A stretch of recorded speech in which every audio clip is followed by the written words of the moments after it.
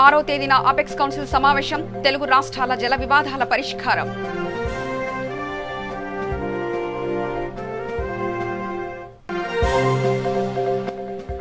Visakha beach రోడ్లో గుర్రం జాషువా 125వ జయంతి వేడుకలు.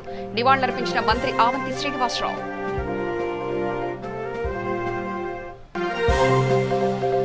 ఏపీలో రైతుల సంక్షేమమే ధ్యేయంగా పథకాల అమలు. పశ్చిమ గోదావరి జిల్లాలో వైఎస్ఆర్ జలకళ పథకాన్ని ప్రారంభించిన మంత్రి వనిత.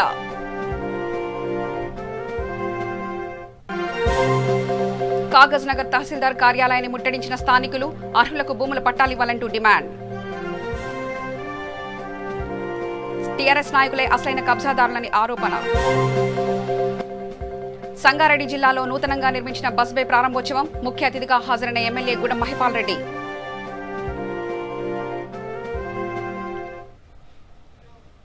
ఇక వివరాలకు వెళ్తే తెలుగు రాష్ట్రాల మధ్య ఉన్న జల వివాదాల పరిష్కారానికి అపెక్స్ కౌన్సిల్ సమావేశ తేదీని మరోసారి ప్రకటించింది కేంద్రం. కేంద్రం ఇప్పటికే ఈ సమావేశం పలు దఫాలుగా వాయిదా పడుతూ వచ్చింది. తొలిసారి తెలంగాణ సీఎం కేసీఆర్ విజ్ఞప్తితో వాయిదా పడగా ఆ తర్వాత రకరకాల కారణాలతో 3-4 దఫాలుగా వాయిదా పడింది. మొత్తానికి అక్టోబర్ 6వ తేదీన అపెక్స్ కౌన్సిల్ సమావేశం జరగనున్నట్లు కేంద్ర జలశక్తి శాఖ వెల్లడించింది. ఆంధ్రప్రదేశ్ తెలంగాణ మధ్య సుదీర్ఘకాలంగా పెండింగ్లో ఉన్న నదీ జలాలు, ప్రాజెక్టుల వివాదాలపై ఈ సమావేశంలో చర్చించనున్నారు. ఏపీ తెలంగాణ ప్రభుత్వాలు లేవనెత్తిన అంశాలను అపెక్స్ కౌన్సిల్ చర్చించనుంది. ఈ సమావేశానికి కేంద్ర జలశక్తి మంత్రి గజేంద్ర సింగ్ షెకావత్ నేతృత్వం వహించనుండగా అపెక్స్ కౌన్సిల్లో సభ్యులుగా ఉన్న AP CM YS Jagan, Telangana ముఖ్యమంత్రి కేసీఆర్ హాజరు కానున్నారు.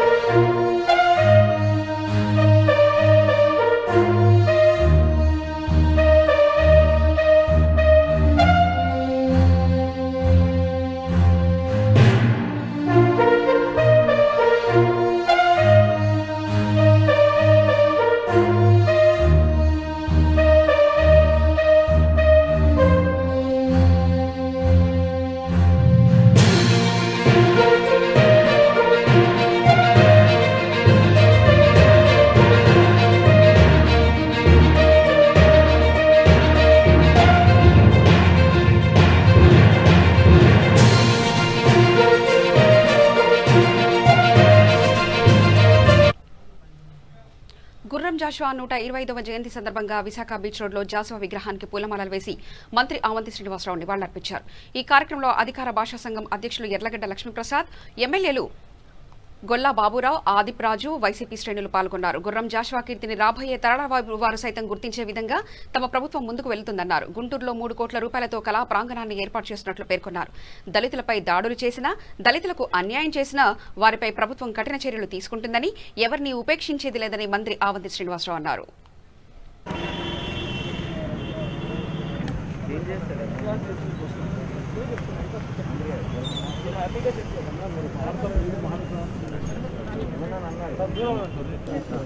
బాబు దండలు లాగేవండి.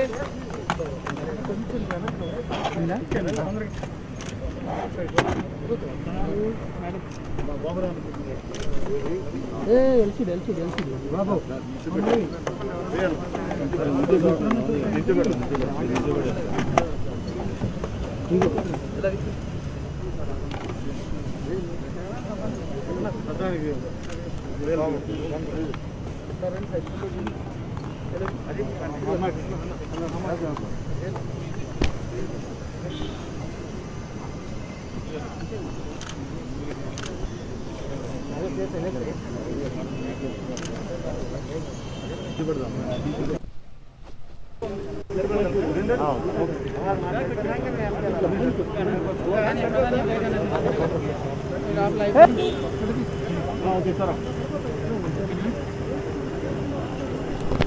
అలాగే రాష్ట్ర ప్రభుత్వం తరపున కూడా గౌరవ ముఖ్యమంత్రి వైఎస్ జగన్మోహన్ రెడ్డి గారు ఈ ప్రభుత్వం అధికారంలోకి వచ్చిన వెంటనే మరి ఒక 3 కోట్ల రూపాయలతోటి ఈ గుర్రం జాషువా గారికి కళాప్రాంగణం నిర్మించాలి అని శాంక్షన్ చేశారు. మరి దాని ప్రపోజల్స్ డిపిఆర్ కూడా మా శాఖ నుంచి రెడీ చేయడం జరిగింది. అయితే ఈ కరోనా దీనివల్ల శంకుస్థాపన కొంచెం డిలే అయింది. త్వరలోనే అత్యంత వైభవంగా ఈ గుర్రం జాషువా గారి యొక్క కీర్తిని రాబోయే తరాలకి తెలిసే విధంగా ఈ 3 కోట్ల రూపాయలతోటి ఆ కళా ప్రాంగణాన్ని గుంటూరులో ఏర్పాటు చేయడం జరుగుతుందని ఈ సందర్భంగా మీ అందరికీ తెలియజేసుకుంటున్నాను. మరి పెద్దలు చాలామంది చెప్తారు కత్తి కంటే కలం గొప్పదని, అలాగే కవి కంటే కూడా మరి రాజు కంటే కూడా కవి గొప్పవాడని నిరూపించాడు ఆయన. ఎందుకంటే ఆయన చెప్తాడు కవిత్వంలో, రాజుకి గొప్పవాడైతే చనిపోయిన తర్వాత విగ్రహాలు మాత్రమే పెడతారు, కానీ అదే కవి గొప్పవాడైతే ఎప్పుడు కూడా ప్రజల యొక్క నోడలో నానుతూనే ఉంటాడు, ఆయన పద్య రూపంలో కానీ కవిత రూపంలో కానీ.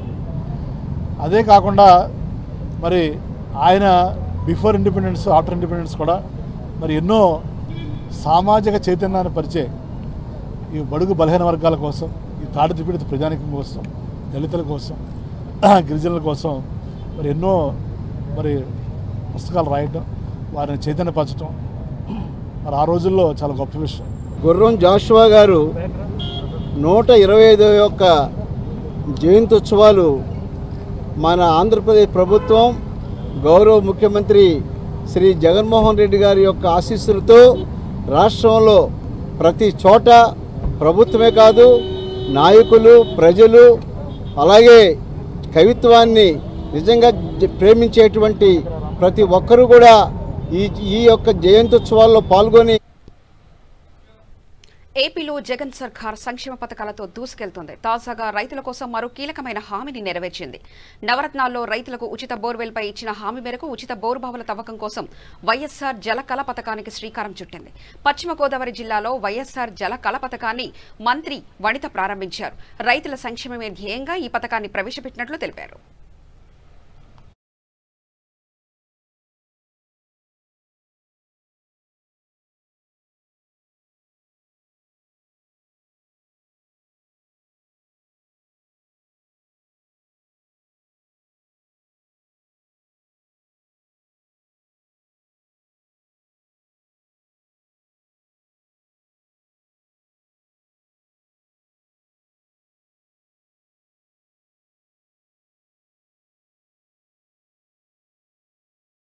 అందరూ తీసిన తర్వాత నువ్వు చేసుకో స్వామి, నువ్వు ఒకడైతే టైం పడుతుంది.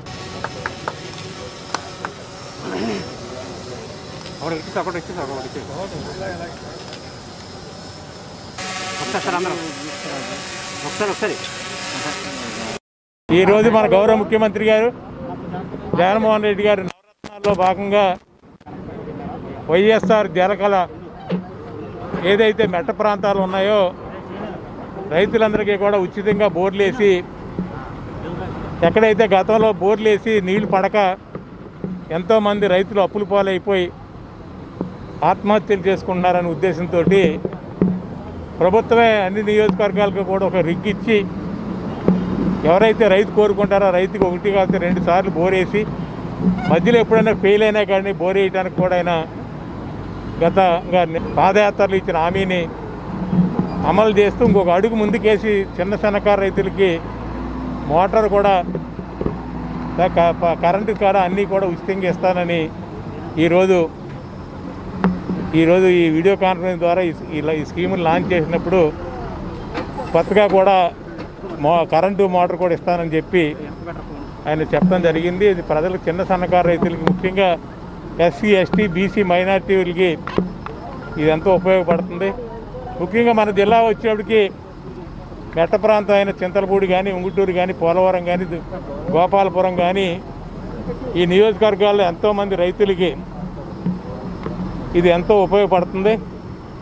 ఎందుకంటే మన ఏరియాలో ముఖ్యంగా అప్లాండ్ ఏరియాస్ ఏవైతే ఉన్నాయో అన్నీ కూడా రైతులకి ఎంతో, ముఖ్యంగా మన పోలవరం నియోజకవర్గంలో ఎస్టీస్కి దీని ద్వారా ఎంతో లాభం పొందుతారని తెలియజేస్తూ ఈరోజు ఈ స్కీమ్ని ప్రవేశపెట్టినందుకు పశ్చిమ గోదావరి జిల్లా తరపున గౌరవ ముఖ్యమంత్రి గారికి రైతుల తరపున ప్రత్యేక ధన్యవాదాలు తెలియజేస్తున్నాను. ఈరోజు రాష్ట్ర వ్యాప్తంగా కూడా వైఎస్ఆర్ జలకళ అనే ప్రోగ్రాం ద్వారా ప్రతి నియోజకవర్గంలో కూడా ముఖ్యంగా మెట్ట ప్రాంతాలకు అవసరమైన బోరుబావులు వేయించాలన్న మంచి నిర్ణయం తీసుకోవడం జరిగింది ముఖ్యమంత్రి గారు.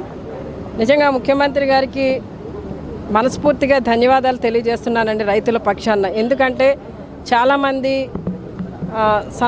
చిన్నకారు రైతులందరూ కూడా బోర్లు వేయించుకునే పరిస్థితి వాళ్ళకు ఉండదు, ఆర్థికంగా చాలా ఇబ్బందులు ఉంటాయి వాళ్ళు. అర్హులైన నిరుపేదలందరికీ భూముల పట్టాలు ఇవ్వాలని డిమాండ్ చేస్తూ కొమరంభీం జిల్లా కాగజ్నగర్ తహసీల్దార్ కార్యాలయాన్ని ముట్టడించారు స్థానికులు. కాంగ్రెస్ పార్టీ పిలుపు మేరకు వందలాది మంది మహిళలు, వృద్ధులు, వికలాంగులు ఎంఆర్ఓ కార్యాలయం ఎదుట ఆందోళనకు దిగారు.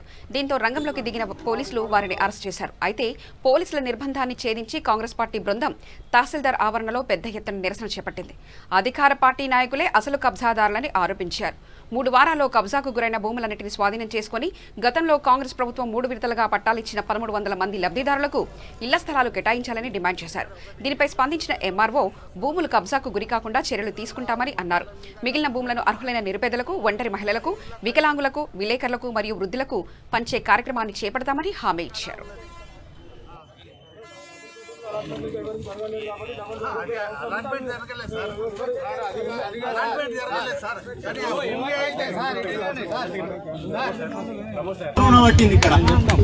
అంతర దేశంలో కరోనా మనుషులను తింటే ఇక్కడ కోరేన్ కరోనా భూములను తింటుంది. ఇక్కడ అవునా కాదా చెప్పండి? ఇక్కడ కోనేరు కరోనా భూములను తింటుంది, అంతట మనుషులను తింటే. అరే ఇది న్యాయం, అన్యాయం కాదు, న్యాయం ఘోరమైన అన్యాయం. మరి పట్టాలు ఉన్నోళ్ళే అన్నాలు అందరి అమ్ముక తినుడు. ఇది ఏంటి అమ్ముక తినుడు? పేదోళ్ళ భూములు తీసుకున్నాడు తప్పు, ఇది కరెక్ట్ కాదు. ఇక్కడ అప్పుడు పురుషోత్తమరావు ఇచ్చిండు పట్టలే, ఎవడిచ్చినాయి కాదు ఈ పట్టలు. పురుషోత్తమరావు ఇచ్చిన పట్టలే ఉన్నాయి, ప్లాట్లే ఉన్నాయి. అప్పట్లో ఎవ్వరియాలి ఆ పట్టల కోసం, ఆ ప్లాట్ల కోసం అతని కొడుకు పోరాడతాడు. అతన్ని మనం సాయితిద్దాం. జై పాల్వాయి, జై కాంగ్రెస్.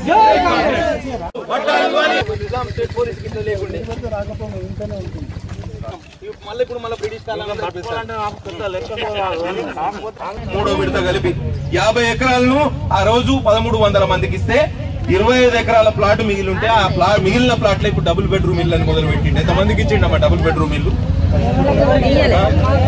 ప్రాపర్ లేఅవుట్, రోడ్లతో పాటు స్కూలు, పార్కు, పార్కింగ్ అన్ని సౌకర్యాలతోటి ఆ రోజు సారిగాం రోడ్ లో ఇవాళ గుడికి కూడా సంబంధించిన జాగ కూడా ఇచ్చిపెట్టడం జరిగింది. మరి అంత బ్రహ్మాండమైన లేఅవుట్ ని కనీసం నువ్వు కొత్త పట్టాలు ఇవ్వలే. అప్పటి పట్టాలను కాపాడలేని పరిస్థితిలో ఇవాళ కేసీఆర్ ప్రభుత్వం ఉన్నది, ఇదే రెవెన్యూ యంత్రాంగం ఉన్నది. అవునా? 15 సంవత్సరాల నుంచి అక్కడ కబ్జాలు లేవు. ఈ 5 నెలల నుంచి మొదలైనవి. అర్థమైందా మీకు ఎందుకైందో? ఈ బస్ స్టాండ్ ముంగట గవర్నమెంట్ జాగా కబ్జా చేస్తా అనుకున్న ఎమ్మెల్యేను మనం ఈరుమారు చేసినామా లేదా? హైకోర్టుకు పోయి ఆయన 5 కోట్ల రూపాయల భూమిని కబ్జా చేస్తా అంటే మానవ హక్కుల సంఘానికి పోయి హైకోర్టుకు పోయి ఇవాళ షెడ్ బీకేసినాం.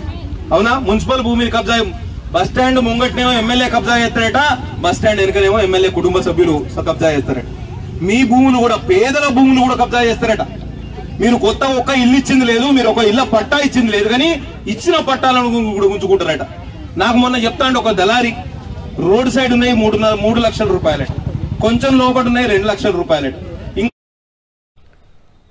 సంగారెడ్డి జిల్లా Ramachandrapuram 112 division Lingampally cross road వద్ద నూతనంగా నిర్మిస్తున్న బస్ బేను MLA Gudem Mahipal Reddy, MLC Bhupal Reddy, law and order ACP Ravikishore ప్రారంభించారు. కార్పొరేటర్ తొంట అంజయ్య ఆధ్వర్యంలో సుమారు 19.98 లక్షలతో నిర్మించిన బస్ బేను ప్రారంభించారు. పటాన్ చెరు, సంగారెడ్డి, జహీరాబాద్, నారాయణగఢ్ ఇతర ప్రదేశాలకు వెళ్లే పల్లె వెలుగు బస్సులు ఈ బస్ బేను నుంచి వెళ్తాయని ఎమ్మెల్యే తెలిపారు. ఈ కార్యక్రమంలో Terasa party town president Paramesh Yadav, ward సభ్యుడు Ramachandrarao, GHMC deputy commissioner Balaiah, law and order CI Ramesh, EE Sudarshan, DE Sireesha, AE Prabhu, depot manager తదితరులు పాల్గొన్నారు.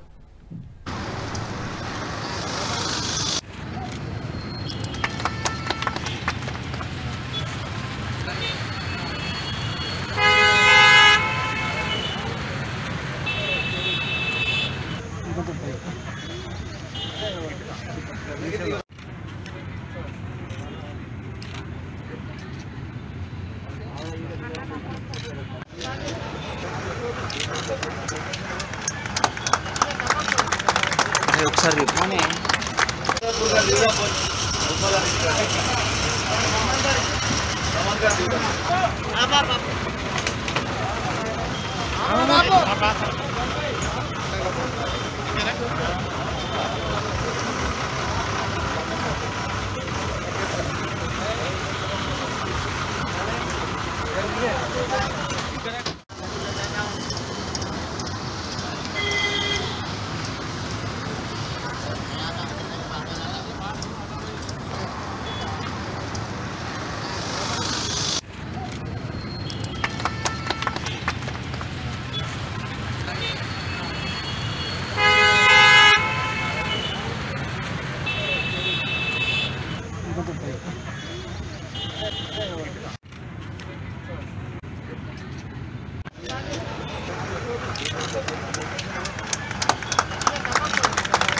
ఒకసారి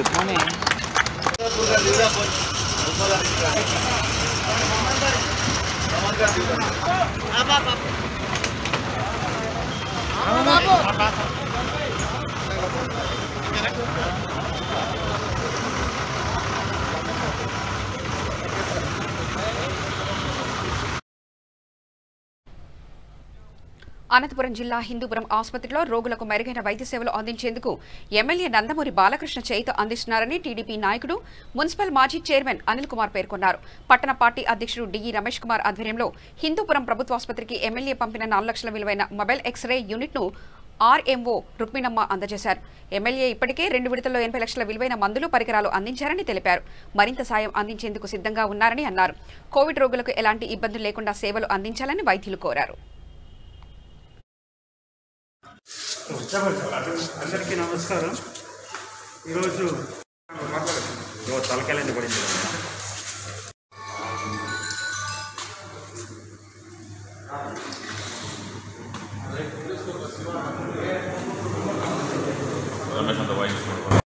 వచ్చింది. మన దగ్గర ఒకే ఎక్స్రే మిషన్ ఉంది. మరి ఉన్నటువంటి 200 మందికి అదే వాడుతున్నాము. ఈ కొత్త మిషన్ వచ్చిన తర్వాత ఈ ప్రజలకు కోవిడ్ 1లో మన ఎంసీహెచ్ బిల్డింగ్లో దాదాపు 150-170 పేషెంట్స్ ఉంటారు. అక్కడ వాళ్ళందరికీ కూడా ఈ ఎక్స్రే మిషన్ ఈ టైంలో చాలా ఉపయోగపడుతుంది. దానికి మనము ప్రజలందరూ కూడా మరి హాస్పిటల్ తరఫున మరి హెల్త్ డిపార్ట్మెంట్ తరఫున వారికి మరీ గౌరవ శాసనసభ్యులు నందమూరి బాలకృష్ణ గారు హిందూపురం ప్రజల యోగక్షేమాలు ఎప్పటికప్పుడు తెలుసుకుంటూ ఇప్పుడున్నటువంటి కోవిడ్ దృష్ట్యా హిందూపురం ప్రభుత్వ ఆసుపత్రికి దాదాపు 80 లక్షల రూపాయలు, మొదటి విడతగా 25 లక్షల రూపాయలతో వెంటిలేటర్స్తో తర్వాత పీపీ కిట్లు ఇవ్వడం జరిగింది. మరి అదేవిధంగా ఇప్పుడు దాదాపు 55 లక్షల రూపాయలతోటి ఇవాళ కోవిడ్ ఆసుపత్రికి కావాల్సినటువంటి వైద్య పరికరాల్ని, మందుల్ని ఇవన్నీ కూడా ఇవ్వడం జరిగింది. ఇందులో భాగంగా ఈరోజు మొబైల్ ఎక్స్రేని ఇవ్వడం జరిగింది. ఏదేమైనప్పటికీ కూడా ఆయన ఎక్కడ ఉన్నప్పుడు కూడా హిందూపురం ప్రజల యొక్క ఆరోగ్యాన్ని, క్షేమాల్ని ఎప్పటికప్పుడు పర్యవేక్షిస్తూ అనేక మంది కోవిడ్ బాధితులు కూడా ఆయన ఫోన్లో పరామర్శిస్తే వారికి కావాల్సినటువంటి మెడికల్ ఎక్విప్మెంట్ అంతా కూడా ఇవాళ ఇవ్వడం జరుగుతుంది. అంతేకాకుండా దాదాపు తెలుగుదేశం పార్టీ నాయకులు, కార్యకర్తలు, శ్రేయభిలాషుల ద్వారా ఇప్పటికే అన్ని వార్డులో, గ్రామ పంచాయతీల్లో కూడా ప్రజలకు కావాల్సిన నిత్యావసర వస్తువులు ఏదైతే మరి మున్సిపల్ సిబ్బందికి కానీ గతంలో వస్తువులను ముడి పదార్థాలను కూడా పంపించడం జరిగింది. ఇంకా ఇప్పుడు కూడా ఎమ్మెల్యే గారు అంటున్నారు, ఇంకా ప్రభుత్వ కోవిడ్ ఆసుపత్రికి ఇంకా ఏమైనా ఉన్నప్పుడు కూడా తన వంతుగా తప్పకుండా సహకారం అందిస్తాను, సాయం అందిస్తానని చెప్పినందుకు నందమూరి బాలకృష్ణ గారికి హిందూ ప్రజానీకం తరఫున, ప్రజలందరి తరఫున ప్రత్యేక కృతజ్ఞతలు తెలియజేస్తాను. రాజేంద్రనగర్ మండల పరిధిలోని మైలార్దేవపల్లి డివిజన్లో ప్రభుత్వ ఉద్యోగులు పెద్ద సంఖ్యలో నివాసం ఉంటున్న లక్ష్మీగూడ హౌసింగ్ బోర్డు కాలనీలో సమస్యలు ఎక్కువగా ఉన్నాయి. ప్రధానంగా కాలనీలోని రోడ్లు పెద్ద సంఖ్యలో దెబ్బతిన్నాయి. డ్రైనేజీ పొంగి రోడ్లపై ప్రవహిస్తుంది. వీధి దీపాల సమస్య ఎక్కువగా ఉంది.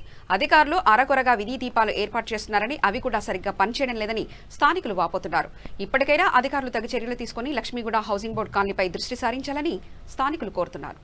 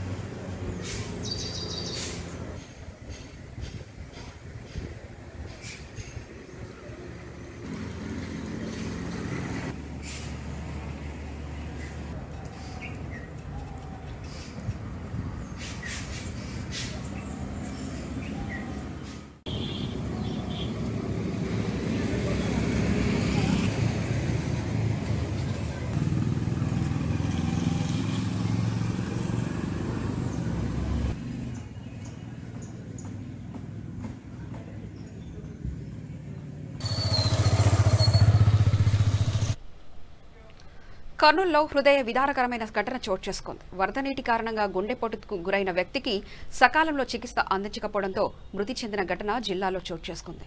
చాగలమరి మండలం బ్రాహ్మణపల్లిలో తామస్ అనే వ్యక్తికి గుండెపోటు వచ్చింది. దీంతో కుటుంబ సభ్యులు 108 వాహనానికి సమాచారం అందించారు. అయితే ఊరి చుట్టూ వరద నీరు ఉండడంతో 108 వాహనం గ్రామంలోకి రాని పరిస్థితి ఏర్పడింది. పక్కన ఊరు గొట్లూరుకు 108 వాహనం చేరుకుంది. దీంతో చేసేదేమీ లేక తామస్ కుమార్లో మంచంపై పడుకోబెట్టి 4 కిలోమీటర్లు వరద నీటిలో ప్రయాణం చేశారు. చివరకు 108 వాహనం వద్దకు చేరుకోగానే తీవ్ర గుండెపోటుతో థామస్ కన్నుమూశారు. దీంతో కుటుంబ సభ్యులు కన్నీరు మున్నీరుగా విలపిస్తున్నారు.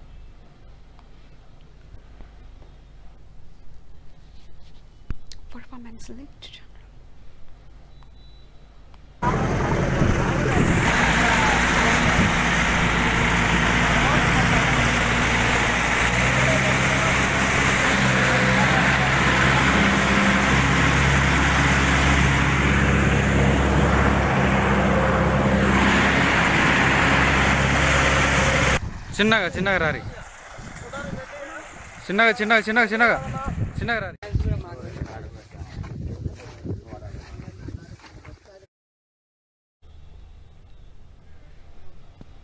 విద్యుత్ ఉత్పత్తి సంస్థలో పనిచేస్తున్న ఉద్యోగులకు ప్రోత్సహించేందుకు 2013 నుంచి పెర్ఫార్మెన్స్ లింక్ జనరల్ అలవెన్స్ ను ఉద్యోగులకు అదనంగా ఇస్తుంది. సంస్థ ఏకపక్షంగా నిర్ణయం తీసుకుని దీన్ని అర్ధాంతరంగా రద్దు చేసింది. దీంతో సెంట్రల్ జాగ్ ఆదేశాల మేరకు ఇబ్రాహీంపట్నంలోని డాక్టర్ నార్ల తాతారావు థర్మల్ విద్యుత్ కేంద్రం గేటు వద్ద ఉద్యోగులు నిరసన కార్యక్రమం నిర్వహించారు.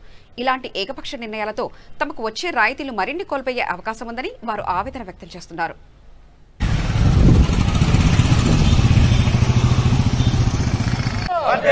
విద్యుత్ ఉద్యోగుల ఐక్యత మేనేజ్మెంట్ మొండి వైఖరి మేనేజ్మెంట్ మొండి వైఖరి మేనేజ్మెంట్ మొండి వైఖరి మేనేజ్మెంట్ మొండి వైఖరి విద్యుత్ ఉద్యోగుల ఐక్యత పిఎల్జీఏ రద్దు పిఎల్జీఏ రద్దు పిఎల్జీఏ రద్దు పిఎల్జీఏ రద్దు మేనేజ్మెంట్ మొండి వైఖరి PLGA రద్దు PLGA రద్దు PLGA రద్దు కోడిగుడ్డు మీద ఈకలు పీకడం కోడిగుడ్డు మీద ఈకలు పీకడం కోడిగుడ్డు మీద ఈకలు పీకడం కోడిగుడ్డు మీద ఈకలు పీకడం PLGA రద్దు PLGA రద్దు PLGA రద్దు PLGA రద్దు లింక్ జనరేషన్ అలవెన్స్ అండి.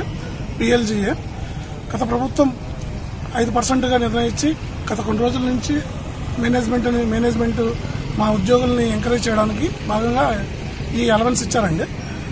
చక్కగా ఉన్న టైంలో మరి ఈ అలవెన్స్ ఉన్నట్లు ఎందుకు తీయాల్సి వచ్చిందో అర్థం కావట్లేదు. సడన్గా ఒక రోజు ఉత్తర్వు వచ్చింది రద్దు చేస్తున్నామని చెప్పి.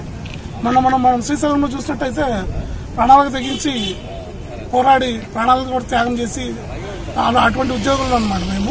మా ఉద్యోగము అలా ఉంటుంది.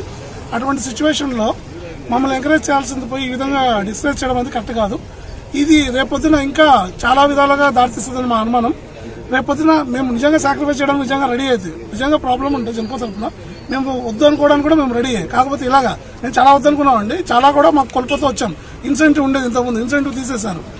తర్వాత డిఏ ఒకటి డిఏ అది కూడా పక్కన పెట్టారు. ఇలా రాను ఇప్పుడు PLGA తీశారు. రేపొద్దున ఇంకో దాని మీద పడతారేమో. అలా పడితే మాత్రం ఊరుకునే పరిస్థితి లేదండి. దాని మీద ఈ రోజు సెంట్రల్ జాక్ పిలుపు మేరకు ఈ విధంగా మేము కార్యాచరణ చేయడానికి సిద్ధంగా ఉన్నాం. తిరుపతిలో స్విమ్స్ పద్మావతి వైద్యశాలలో చికిత్స పొందుతున్న కరోనా పేషెంట్ల నగలు చోరీ చేస్తున్న వ్యక్తులను పోలీసులు అదుపులో తీసుకున్నారు. కరోనా పేషెంట్లు నగలు చోరీపై వైద్యాధికారులు ఇచ్చిన ఫిర్యాదుతో రంగంలో దిగిన పోలీసులు ఇద్దరు వ్యక్తులను అదుపులో తీసుకున్నారు. వీరి నుంచి 6,000 రూపాయల నగదుతో పాటు 4 బంగారు ఆభరణాలు స్వాధీనం చేసుకున్నామని పోలీసులు తెలిపారు.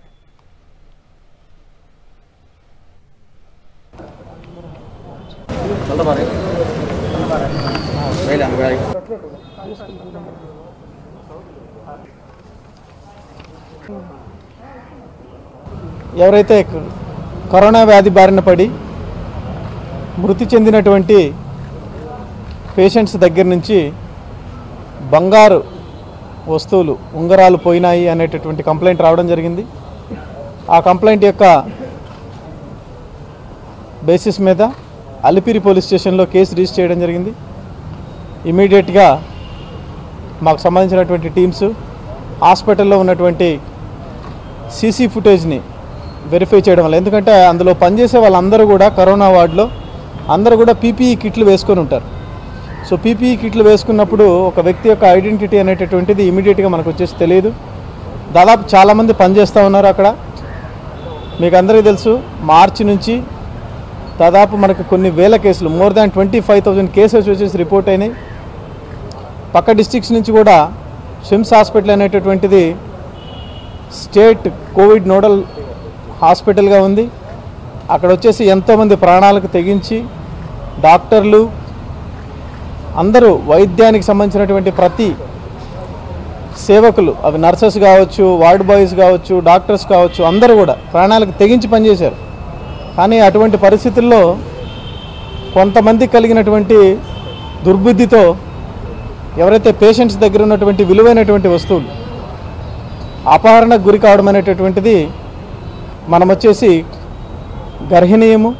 అటువంటి సిట్యువేషన్స్ వచ్చేసి రాకూడదు. కేసు రిజిస్టర్ చేయగానే ఎమ్మటే వచ్చేసి అందరినీ వాళ్ళ యొక్క సెంటిమెంట్ ప్రకారం కూడా, ఎందుకంటే ఎవరినంటే వాళ్ళని పిలిచి మీరు పనిచేస్తున్నారు, మీరు పనిచేసినప్పుడే దొంగతనం జరిగింది అని కూడా అడగడం కూడా చాలా కష్టం.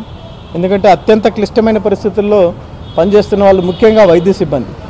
సో వాళ్ళని చాలా సున్నితంగా పనిచేస్తున్నటువంటి సిబ్బందిని వచ్చేసి వివరాలు తీసుకొని కొంత ఇన్ఫర్మేషన్ సేకరించి ముందుగా ఒక రింగు రికవర్ చేయడం జరిగిందండి.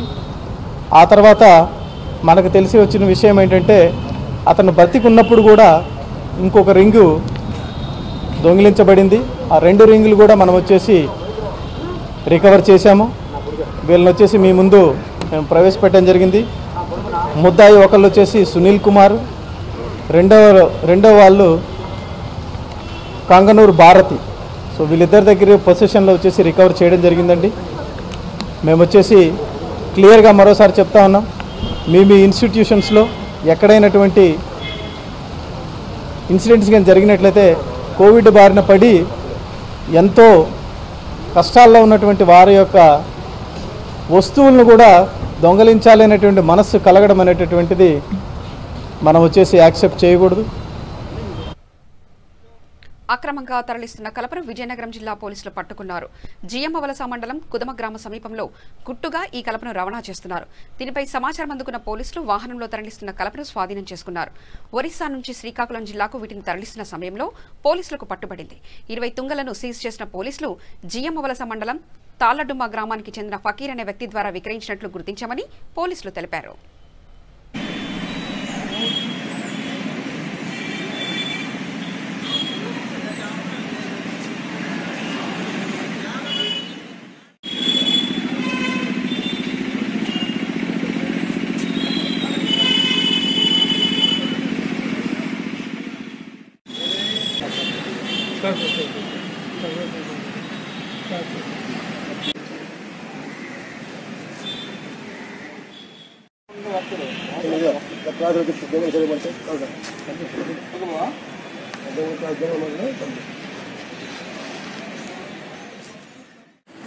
ఈరోజు మనకు పెద్ద కుదమ సమీపంలో ఒక అశోక్ లైలాండ్ దోస్త్ వెహికల్ని 20 దొంగలతో పోలీసు వారు, చిన్నమేరంగి పోలీసు వారు మరియు మన ఫారెస్ట్ సిబ్బంది తమ తనిఖీల్లో నిర్వహిస్తుండగా ఒక వెహికల్ని సీజ్ చేయడం జరిగింది. దానిలో 20 రోజువుడ్ దొంగలు ఉండడం జరిగింది. సో దానిలో ఇక్కడ నందూరు నాగరాజు వ్యక్తిని ఫస్ట్ అక్యూజ్డ్గా మనం డ్రైవర్ని తీసుకోవడం జరిగింది, అదుపులోకి తీసుకున్నాం. దీనిలో 20 దొంగలు, రోజువుడ్ దొంగలు మనం సీజ్ చేయడం జరిగింది. ఇది సుమారుగా 2 lakhs వరకు కూడా దాని ఫస్ట్ వాల్యూ ఉండే అవకాశం ఉంది. సో వీటిని ఫర్దర్ ఇన్వెస్టిగేషన్ జరుపుతున్నాం. ఈ ముఖ్యంగా ప్రాథమిక దర్యాప్తులో మనకు తేలింది ఏంటంటే ఈ ఒరిస్సాలో రాయగడ రేంజ్లో తమలబాయ్ అనే ఒక ఏరియా నుంచి ఇవి ఎక్స్పోర్ట్ అయ్యి మన బార్డర్ కురుపామ రేంజ్ మీదుగా వీరఘట్టం వెళ్ళే మార్గంలో మనం సీజ్ చేయడం జరిగింది. సో వీటిని నెక్స్ట్ దర్యాప్తు చేస్తూ నెక్స్ట్ ఫర్దర్ A1 దొరికాడు మనకు, A2ని కూడా మనం పట్టుకొని దర్యాప్తు చేసి మనం ఫర్దర్ డివిజన్ ఆఫీస్కి. ప్రధానాంశాలు మరోసారి చూద్దాం. అక్టోబర్ 6వ తేదీన అపెక్స్ కౌన్సిల్ సమావేశం, తెలుగు రాష్ట్రాల జల వివాదాల పరిష్కారం.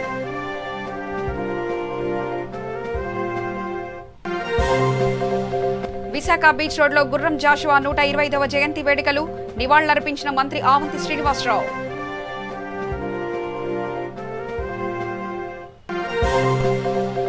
ఏపీలో రైతుల సంక్షేమే ధ్యేయంగా పథకాల అమలు, పశ్చిమ గోదావరి జిల్లాలో వైఎస్ఆర్ జలకళ పథకాన్ని ప్రారంభించిన మంత్రి వనిత.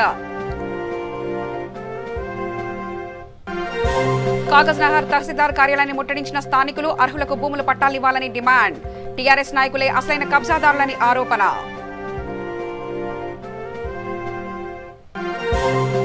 సంగారెడ్డి జిల్లాలో నూతనంగా నిర్మించిన బస్వే ప్రారంభోత్సవం, ముఖ్య అతిథిగా హాజరైన ఎమ్మెల్యే గూడెం మహిపాల్ రెడ్డి.